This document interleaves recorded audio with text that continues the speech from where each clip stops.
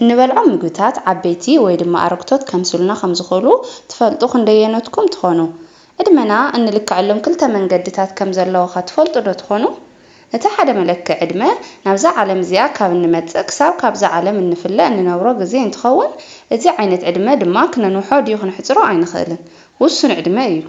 እቲ ሓደ መለክዕ ዕድመ ግን ስነ ህይወታዊ ዕድመ ወይ ድማ ባዮሎጂካል ዕድመ ዝበሃል እንትኾን ናይ ሰውነትና ዋሂታት ወይ ድማ ኣካላት ክንደየናይ ዝኣክል ጥዕንኦም ሕሉ ምዃኖም ክንደየናይ ከም ዘገልግሉናን ዘርኢ እዩ።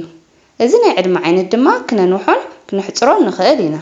ከመይ ምስትውልኒ ድማ ብኣመጋግባና ስፖርት ብምስራሕ ናይ ስነ ኣእምሮና ቅሳነት ብምሕላውን ካብ ኣልኮል ዘለዎም መስተታት ብምርሓቕን እዚ ናይ ዕድመ ዓይነት ክነንውሖ ንኽእል ኢና። ስለዚ ዕድመና ብኣናብራና እዩ ዝውሰን ክበሃል ሓቂ እዩ።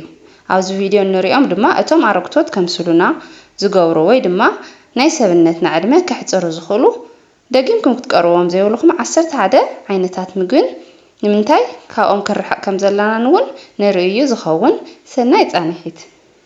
ቅድሚ ናብቶም ምግብታት ምሕላፌ ግን ኩሉ ኣብዚ ቪድዮ እንሪኦም ምግብታት ይኹኑ እንልዕሎም ሓሳባት ብሳይንስን ልምዲ ብዘለዎም ዶክተርን ዝተረጋገፁ ምዃኖም ከረጋግፀልኩም ይደሊ። ስለዚ እቲ ናይ መጀመርያ ኣብዚ ዕድሜና ኣረጊት ከምስለና ወይ ድማ ዕድሜና ንኽሓፅር ዝገብረና ዓይነት ምግቢ ሶዳ እዩ። ናብ ዕሹጋት መስተታት ዝኣቱ መጠን ሽኮር ክንሪኦ ከለና ናይ ብሓቂ እዩ ዘደንግፅ። ሶዳ ድማ እቲ 17.1 ሚእታዊ ናብቶም መስተታት ዝኣቱ ሽኮር እዩ። እቲ ኣብዞም ዕሹጋት መስተታት ዘሎ መጠን ሽኮር ድማ ሰውነትና ናይ ምምራዝ ዕቤትና ድማ ብዕፅፊ ክውስኽን ኣረግቶት ንክንመስልን እዩ ዝገብር። ካልእ ድማ እዞም ዕሹጋት መስተታት ስንና እውን ንኽሓምምን ንኽበላሾን ይገብር።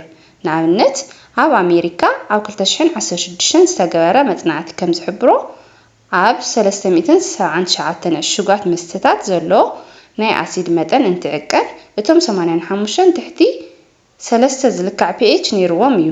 ካብ 3 ክሳብ 3.99 ዝልካዕ መጠን pH ዘለዎም መስተታት ድማ እቶም ብጣዕሚ ስንና ዝጎድኡ ኮይኖም እዮም ተረኺቦም። ካብኣቶም ድማ ፔፕስን ፍሬስካን ምጽዋዕ ይከኣል እዩ። ብተወሳኺ ዕሹጋት መስተታት ልዑል ዝኾነ መጠን ካፌን ስለ ዘለዎም ናይ ድቃስ ሰዓትና የዛብዑልና እዮም። ከምቲ ኩላትና ንፈልጦ ድማ ድቃስ ናይ ሰብነትና ጥዕናን ዕድመን ንምስትኻል እቲ ቀንድን ኣገዳስን ነገር እዩ። ኩል ግዜ ከም ዝበሃል እውን ጽቡቕ ሰሓቕን ሰላማዊ ድቃስን ናይ ኩል ግዜ መድሓኒትናትና እዮም። ስለዚ ድቃስና ከዛብዑልና ካብ ዝኽእሉ ጎዳእቲ መስተታት ኢነርጂ ድሪንክ፣ ሶፍት ድሪንክን ብምርሓቕ ጥዕናና ክንሕሉ ይግባአና ማለት እዩ። ካልኣይ ድማ ኣልኮል እዩ። ርግፀኛ እየ ኣልኮል እቲ ሓደ ናይ ሰብነትና ዕድመ ዝሕፅር ምዃኑ ዝጠፍኣኩም ኣይመስለንን። ኣልኮል ምጥቃም ኣብ ቆሮትና ኮላጅን ካብ ምውዳእ ጀሚሩ ክሳብ ናይ ቆርበት ምሽምራር፣ ናይ ቆርበት ምቅርራፍን ናይ ቆርበት ምድራቕን ዝኣመሰሉ ኩሎም ብምኽንያት ኣልኮል ምጥቃም ዝመፁ እዮም። ካልእ ድማ ኣልኮል ናይ ጨጎራናን ናይ ማዓንጣናን ሽፋን እውን ይጎድእ። ኣልኮል ክንጥቀም ምስ እንደሊ እውን ብመጠኑ እዩ ዝምከር። ሰውነትና ልዕሊ ኩሉ ዘድልዮ ፈሳሲ እውን ማይ ምዃኑ ክንፈልጥ እዩ ዝግባአና። ስለዚ ንዝፈሊጥና እውን ልዕሊ ዓቐን ኣልኮል ምስታይ ደው ክነብል ይግባአና። ሳልሳይ ድማ ዝተጠበሱ ምግብታት እዮም። ብርግፅ ነዞም ምግብታት ክንምገቦም ከለና ብጣዕሚ ጥዑማትን ዋላ ሓንቲ ካሎሪ ዘይብሎምን ክንበልዖም ከለና እውን ደስ ዝብሉናን ዋላ እኳ እንተኾኑ ነዞም ምግብታት ብተደጋጋሚ ክትበልዑ ከለኹም ግን ካብ ዕድሜኹም ብዙሕ ቁፅሪ ትንክዩ ከም ዘለኹም ክትፈልጡ ይግባእ። እዞም ፋስት ፉድ ማለት እውን ዝተጠባበሱ ምግብታት ኣብ ሓዊ ነዊሕ ስለ ዝፀንሑን ብበዝሒ ዝበለ ዘይቲ እውን ስለ ዝጥበሱን እዚ ኣብ ውሽጦም ዘሎ ናይ ስብሒ ትሕዝቶ ቀልጢፉ ዘይሓቅቕ ስብሒ እዩ። እዚ ድማ ሰውነትና ንኽደርቕን ብፍላይ ድማ ቆርበትና ዝኣረገ ዝተሸምረረን ዝተበላሸወን ቆርበት ንኽህልወና እዩ ዝገብር። ስለዚ ካብ ዝተጠባበሱ ምግብታት ምርሓቕ እውን ግድን ኣድላይ እዩ ክኸውን ማለት እዩ። ካልእ ድማ ናይ ፀባ ውፅኢታት ዝኾኑ ምግብታት ክትጥቀሙ ከለኹም ምቾት ዘይስማዓኩም ዝኸውን ቀልጢፍኩም እዩ ተቋርፁ ዝግባእ። ንኣብነት ሓደ ሰባት ናይ ፀባ ውፅኢታት ዝኾኑ ምግብታት ክበልዑን ክሰትዩን ከለዉ ሰውነቶም ስለ ዘጻብኦ ብቐሊሉ ናይ ሰውነት ምምራዝ ሓያል ጭንቀትን ይፈጥረሎም እዩ። እዚ ድማ ናይ ሰውነትና ዕድመ ዘሕፅረልና እዩ ዝኸውን።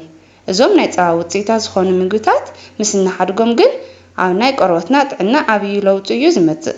ኣብዚ ክነስተውዕሎ ዝግባእ ግን ሓደ ሰባት እዞም ናይ ፀባ ውፅኢታት ዝኾኑ ምግብታት ብጣዕሚ ክስማዕምዖም ይኽእል እዩ። ኣብ ውሽጦም ዝሓዝዎ መጠን ካልሲየም እውን ኣብ ቆርበቶም ሰውነቶም ዓብዪ ናይ ጥዕና ለውጢ ከምፃሎ ይኽእል ማለት እዩ። ስለዚ ናይ ፀባ ውፅኢታት ዝኾኑ ምግብታት ንገሌና ጥዕና ንገሌና ድማ ሕማም ክኾኑ ስለ ዝኽእሉ ስማዕምዕና ምስ ዝኸውን ጥራሕ ኢና ክንምገቦ ዘለና ማለት እዩ። ሓምሻይ ድማ ዝተዓሸገ ስጋ ብናይ ዩኒቨርሲቲ ኦፍ ግላሶ ዝተገበረ ሓደ መፅናዕቲ ከም ዝሕብሮ ዝተዓሸጉ ስጋ ብፍላይ ድማ ዕሹግ ቀይሕ ስጋ ምምጋብ ማለት ናይ ሰውነትካ ዕድመ ምሕፃር ማለት ከም ዝኾነ እዩ ዝገልጽ። እዚ ዝተዓሸገ ስጋ ከይተበላሸወ ነዊሕ ግዜ ንኽፀንሕ ብምባል ናብ ውሽጡ ፎስፌት ዝበሃል ውህድ ዝውሰኾ እንትኸውን ልዑል መጠን ፎስፌት ዘለዎም ዝተዓሸጉ ምግብታት ምብላዕ ድማ ናይ ሰውነትና ዕድመን ጥዕናናን ምሕፃርን ከም ዝኾነ ክንፈልጥ ይግባእ። መፅናዕትታት ከም ዝሕብርዎ እውን ፎስፌት ዘለዎም ምግብታት ምብላዕ ንናይ ልብን ኩሊትን ሕማም ተቃላዕቲ እዩ ዝገብረና። ካልእ ድማ ዓፅምና ንኽደክም ብምግባር ቀልጢፍና ንኽንኣርግ ይገብረና እዩ። እዚ ፎስፌት ናይ ውሽጢ ሰውነትና ምስ ዝኣቱ ድማ መፅናዕትታት ከም ዝሕብርዎ እውን ፎስፌት ዘለዎም ምግብታት ምብላዕ ንናይ ልብን ኩሊትን ሕማም ተቃላዕቲ እዩ ዝገብረና። ካልእ ድማ ዓፅምና ንኽደክም ብምግባር ቀልጢፍና ንኽንኣርግ ይገብረና እዩ። እዚ ፎስፌት ኣብ ናይ ውሽጢ ሰውነትና ምስ ዝኣቱ ማለት እዩ። ብተወሳኺ ድማ ሳሴጅ፣ ሃትዳግ፣ ባኮንን ፐርፔንን ዝበሃሉ ዕሹጋት ምግብታት ሶድየም ቀልጢፎም ዘይሓቁ ስብሕታትን ዝሓዙ ስለ ዝኾኑ ነዞም ምግብታት ተዘውትሩ ምስ እትኾኑ ብህፁፅ ንኽተቋርፅዎም እዩ ዝምከር። ምክንያቱ እዞም ምግብታት ናይ ቆርበት ምድራቕ፣ ናይ ኮላጅን ሕፅረትን ናይ ሰውነት ምምራዝን ስለ ዘስዕቡ ብህፁፅ ክነወግዶም ነዞም ምግብታት እውን ብናይ ደርሆን ዓሳን ስጋን ተንቕይሮም እዩ ዝምረፅ። እዞም ዓሳን ደርሆን ዋላ እኳ ከምቶም ዕሹጋት ስጋ ኣይጣዕሙና ግን ድማ ናይ ሰውነትና ዕድመ ኣየሕፅሩን እዮም። ሻድሻይ ድማ ማርጋሪን ወይ ድማ ሰብ ሰራሕ ጠስሚ ኣብ 1869 ናይ ፍራንኮ ፕሩሽያን ውግእ እናሃለወ ናፖሊን ስሪ ብጣዕሚ ሕሳርን ብቐሊሉ ክጥቀመሉ ዝኽእል ጠስሚ ዘምፃኣለይ ሽልማት ኣለዎ እዩ ይብሎም። ድሓር ሓደ ፈረንሳያዊ ሂፕሎይት ማጊሞሬስ ዝተባሃለ ቀማሚ ንዚ ማርጋሪን ዝበሃል ናይ ባኒ ጠስሚ ሰሪሑ የምፅእ። ንዚ ጠስሚ ካብ ናይ ከፍቲ ስጋን ስብሕን ካብ ፀባን ብምሕዋስ እዩ ሰሪሕዎ። እቲ ዝሰርሖ ጠስሚ ድማ ብጣዕሚ ሓይሊ ወሃብን እቶም ሰራዊት እውን ብቐሊሉ ክሽከምዎ ዝኽእሉ ምግቢ ኮይኑ ረኺቦምዎ። ግን ድማ ማርጋሪን ካብዚ ጥቕሙ ንሰውነትካ ብጣዕሚ ዝጎድእ ኮይኑ እዩ ፀኒሑ። ምክንያቱ ኣብ ናይ ማርጋሪን ዘሎ ቀልጢፉ ዘይሓቅቕ ስብሒ ናይ ቆርበትና ኮላጅን ብምጉዳእ ቆርበትና ንክሸማረርን ኣረጊት ከምስለናን ይኽእል እዩ። ብዙሕ ግዜ እዚ ውፅኢት ፀባ ዝኾነ ጠስሚ ብልዕ እውን ንኩሉ ሰብ ብማዕረ ዝምከር ኣይኾነን። ጥዕና ቆርበትና ሕልው ንምግባር እዞም ጥዕና ዘለዎም ዘይትን ጠስምን ካብ ኣቮካዶን ኦሊቭ ኦይልን ምርካብ ይከኣል እዩ። ምክንያቱ እዚኦም ብኣንቲኦክሲዳንት ዝበልፀጉ ምግብታት ስለ ዝኾኑ ናይ ሰውነትና ጥዕና ሕልው ብምግባር እዚ ናይ እርጋን ምልክት ኣብ ዘይግዚኡ ክንኸይቀርበና ይገብሩልና እዩ። ሻውዓይ ድማ ምቁራት ኮክቴላት እዮም። እዞም ከም ሞሂቶን ማርጋሪታስን ዝበሰሉ ዓይነታት ኮክቴል ንኣፍና ጥዑማት ዋላ እኳ እንተኾኑ ንሕና ከይፈለጥና ግን ናይ ሰውነትና ጥዕና ዝጎድኡ እዮም። እዞም መስተታት ኣብ ውሽጦም ብርክት ዝበለ ሽኮር ዝሓዙ ስለ ዝኾኑ እዚ ሽኮር ድማ ንናይ ቆርበትና ኮላጅን ብምሽምራር እቲ ኣብ ውሽጡ ዘሎ ኣልኮል ድማ ናይ ቆርበት ምድራቕ እዩ ዝፈጥር። ስለዚ እዞም ጥዑማት ኮክቴላት ክንሰትን ከለና ናይ ቆርበት ምሽምራር ቀጥ ዝበሉ መስመራት ንከምፅውፃልና ብምፍላጥ ምርዳእ ከድልየና እዩ። ታሽዓይ ጥዕና ቆርበትናን መላእ ሰውነትናን ክጎድእ ዝኽእል ዓይነት ምግቢ ድማ ቺፕስ እዩ። ቺፕስ ንክትበልዖ ጥዑም ንክትሰርሖ እውን ቀሊል እኳ እንተኾነ ሰውነትና ግን ኩል ግዜ ንዓይ ኣይምችወንን እዩ ዝብለና። ምክንያቱ ቺፕስ ክስራሕ ከሎ ኣብ ብጣዕሚ ዝፈልሐ ዘይቲ እዩ። ኣብዚ ዝፈልሐ ዘይቲ ድማ ዝተፈላለዩ ንልዕሊ ዓቐን ክብደትን ንዝተፈላለዩ ሓደጋታትን ከቃልዑና ዝኽእሉ ንጥረ ነገራት ዝሓዘ እዩ። ካልእ ድማ ቺፕስ ጨው ዝበዝሖ ምግቢ እውን ስለ ዝኾነ ናይ ሰውነትና ወይ ድማ ናይ ቆርበትና ማይ ብምምጣት ቆርበትና ክደርቕ ይገብር እዩ። ድሕሪ ግዜ ድማ ኣብ ቆርበትና ምሽምራር ቀጥ ዝበሉ መስመራት እውን ንኽወፀና ይገብር እዩ። ስለዚ ቆርበትና ከምቲ ዝደልይዎ ናይ ንእስነት መልክዕና ከይረግፍን ምስ እንደሊ ቺፕስ ምብላዕ ሎሚ ክነቋርፅ ይግባእ ማለት እዩ። እቲ ናይ መወዳእታ ድማ ዝዘሓሉ ኣብ ፍሪጅ ዝፀንሑ ምግብታት እዮም።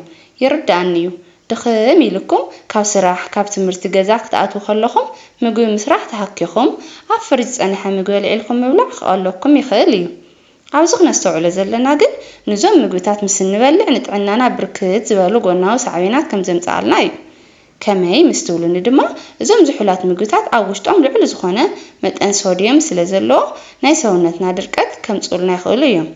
ድሕሪ ግዜ ድማ ኣብ ቆርበትና ምሽምራርን ምዕምዛዝን ክህሉ ብምግባር ኣብዚ ዕድሜና ኣረግቶት ከምስለና ይኽእል ማለት እዩ። ስለዚ ካብ ስራሕ ድዩ ካብ ትምህርቲ መጺኻ ምግቢ ምስራሕ ብጣዕሚ ዘጽልእ ነገር እኳ እንተኾነ ካብ ጥዕና ዝዓቢ ነገር ስለዘየለ ንጥዕና ቆርበትና ንጭናቕ ምስ ንኸውን ፍሬሽ ምግቢ ሰሪሕና ክንበልዕ እዩ ዝግባእ። ወይ ድማ ንብዙሕ መዓልቲ ዝኸውን ብምስራሕ ከፋፊልና ኣብ ኣየር ዘይኣትዎ ፌስታል ብምዕሻግ ናብ ፍሪጅ ብምእታው ብድሕሪኡ ድማ ብዝግባእ ኣሚቑና እዩ ክንምገቦ ክንገብር ዘለና እምበር ብዙሕሉ ናብ ኣፍና ክነቕርቦ የብልናን። ኣብ መወዳእታ ክብለኩም ዝደሊ ድማ ዕድመ ቁፅሪ እዩ።